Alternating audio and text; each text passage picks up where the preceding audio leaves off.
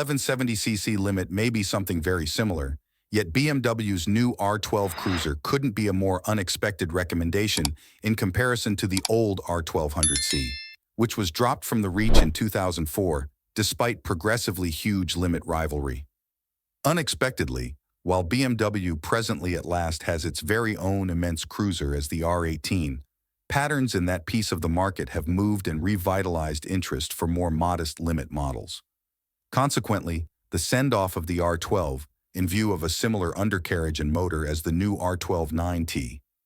Dissimilar to the old R200C, which trickled with chrome and spent bodywork, united to BMW eccentricities like the telelever front end, the R12 adopts a significantly more immediate strategy, with a stripped-back look and customary forks to remain as an opponent to any semblance of Harley-Davidson's Nightster, Wynn's Speedmaster, and Indian's Scout. Engine and performance. Albeit the 1170cc motor is a similar essential plan utilized in the 9T, the R12 gets an alternate condition of tune that lets the pinnacle power and force fall down a score. By and large, power tops at 70 kW, 94 HP, and 6,500 RPM, showing up 500 RPM lower than the R12 9T's 109 RP pinnacle. Max force is also decreased, down from 115 Nm, 84.8 lb-ft, to 110 Nm, 81.1 lb-ft, and showing up at 6,000 RPM rather than 6,500 RPM.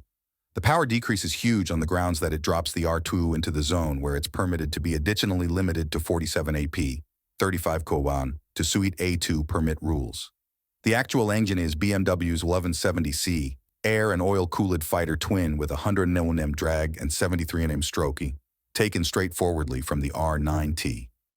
Those aspects are no different either way as the first R1200C of 1997, albeit the R12's power is over half higher than that last-age BMW Cruiser, which checks out as the organization says the motor is dropped from the variation presented in 2007 for the HP2 game. It's passing through a 6-speed box and BMW's typical shaft-last drive, incorporated into the single-sided paralever swing arm. As on the new R12 9T, the R12 gets a spick-and-span exhaust framework and under-seat airbox. Where the new R12 9T gets 3 riding modes, the R12 manages with only 2, cringingly named Rock and Roll, to match those of the R18 Cruisers.